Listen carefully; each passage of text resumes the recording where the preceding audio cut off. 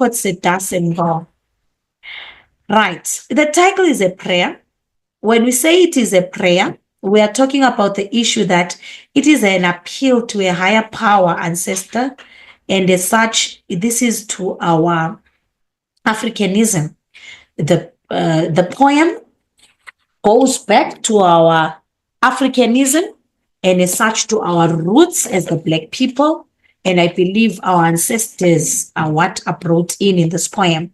The title implies a thank you to those wearing the mask. I believe the wearing of the mask is due to the issue of hiding real emotions, true intentions. And as such, the people are in pain. They are slaves. Black people have been made slaves.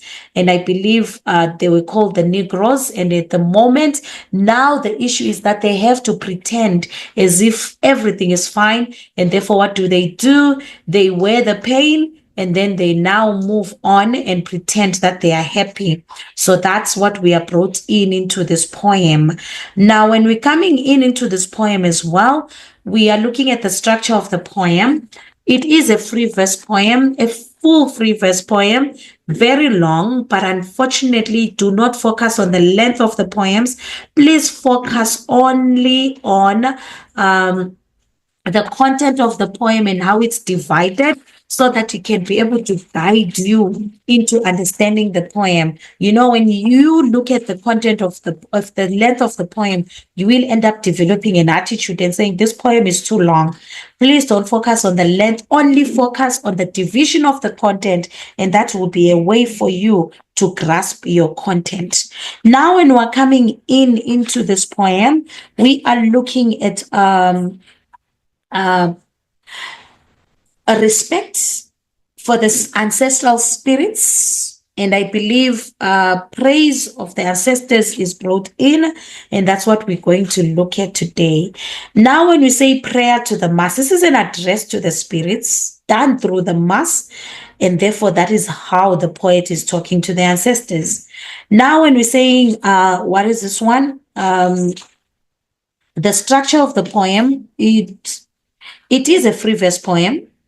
It is comprising of a single stanza, but it has a lot of line breaks and punctuation, which allows sections to now look a little bit distinct. It has long lines, but contrasted at the same time with short ones. Sometimes can be one word or two words. And therefore, that allows the pause and the reflection to happen while reading the poem. So now we are looking at it does not adhere to any rhyme scheme at all. So as such, we will categorize it under the free verse. Short sentences will emphasize the speaker's intention. We have rhetorical questions, which are answered by the speaker at the end of the poem. Personal pronoun you to engage the reader is they. The themes in the poem are honoring our ancestors, strengthens us, and the poem concludes with a renewed sense of vigor, signifying that honoring the past does help us in the present. We have a tone of pity, grief, praise, respect, reverence, oppression, hope, and suffering. All right. One of the things that we need to talk about the intention of the poem, it does create awareness of the effects of colonialism in Africa. It also explores, its intention is to explore the culture of West Africa.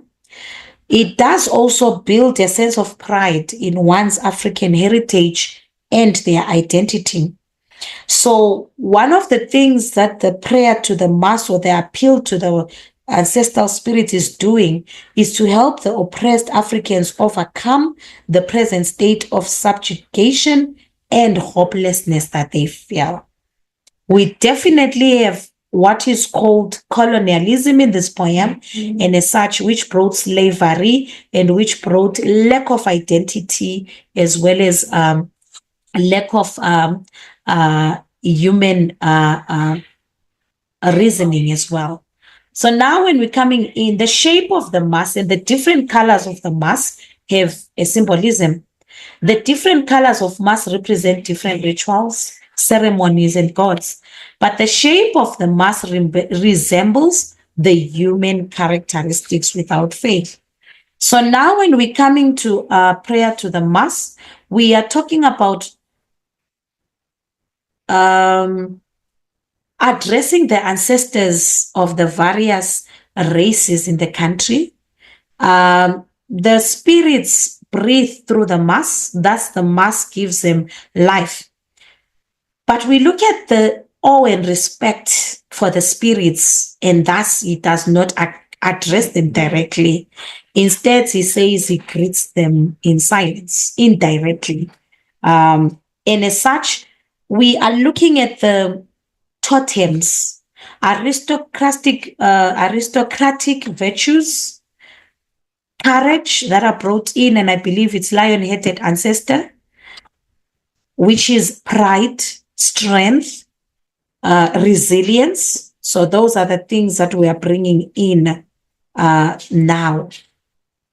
So when we're coming in to the poem, we are talking about the ancestors playing a big role in guiding the people and the desperation that he is calling out for help from the ancestors.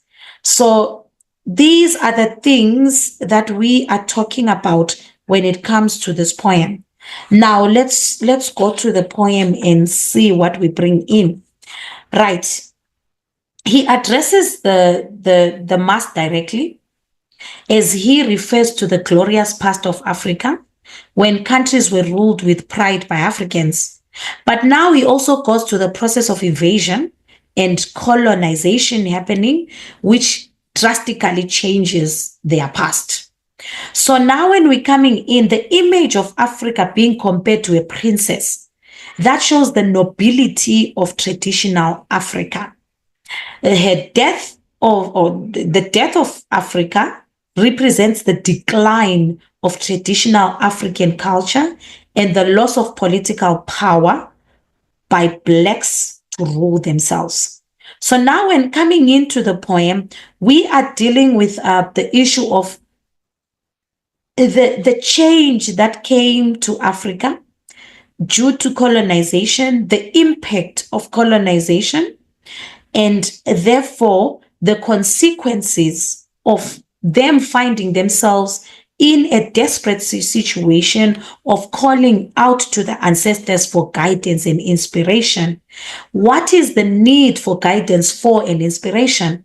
It is to re-establish African culture. It is to re-establish proud traditions after a long period of colonization, and therefore bringing them back to their identity. So now they are calling out for rebirth, and they are calling to the mass to speed the process of rebirth. The umbilical cord connecting Africa to Europe is something that comes in.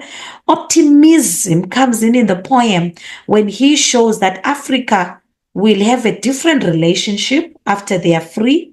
They'll absorb the powers of the natural spirit through the rhythm of the dance, music, and poetry, and they will become true Africans again.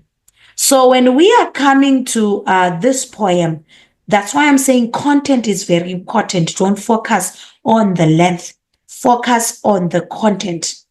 Focus on that. On this part of the poem, it deals with reference to the ancestors. This part of the poem deals with the dying of Africa and its roots. This part of the poem deals with the call for the ancestors to guide them. This is how you must guide yourself. You must guide yourself according to the content. And as such, if you guide yourself according to the content, it means that you will be able to understand the poem. Here you go. And as such, this is what we mean when we're talking about poem prayer to the mass. Invasion of European countries, Africa losing its nobility, dying, decline in traditional African culture, loss of political powers in the black person, The umbilical cord is something that calls out every time we do this poem. And I believe it's the issue of the there we go. I believe I saw it somewhere here as well. The poet prays to the magic spirits of the mass to help speed the rebirth, the umbilical cord connecting Africa to Europe. Reviving the ancestral spirits of the mass will help sever the ties of dependence, which can help Europe to a more life-affirming use of its material and scientific world, just as the brown yeast is necessary for making bread from white flour. Oh, this poem is touching on our humanity as Black people. So that's why it's very important that we understand what we lost as Africans and what we had to gain back from the colonization that happened. If we do that, I believe we'll be fine. And as such, that's what we must focus on. And one of the things that I must touch on is the issue of despotism, the effect of despotism. I believe when we're talking about despotism, we are talking about colonization connected to Europe and what we became. When we are talking about our connection to Europe, one of the things that we call about is the absolute power and the cruelty that came with absolute power and the oppressiveness that came with despotism. So that's what we focus on here. Cottonettes and coffee men, oily men. I believe we are touching on the issue of that they were given titles due to their professions. They were working in the cotton fields and in the oil factories. And as such, that's what they came to be known. Exploitation of Africa for its raw materials, source of cheap labor, and just for economic profit. This is what a Black human being was reduced to. So, but now the poem ends on a very optimistic note. Africa will have a different future. So as such, we will rise again and find our identity again. And as such, it means that we will regain our powers and strength. That is our poem. When we are talking about prayer to the mass, let's go to poem number 7.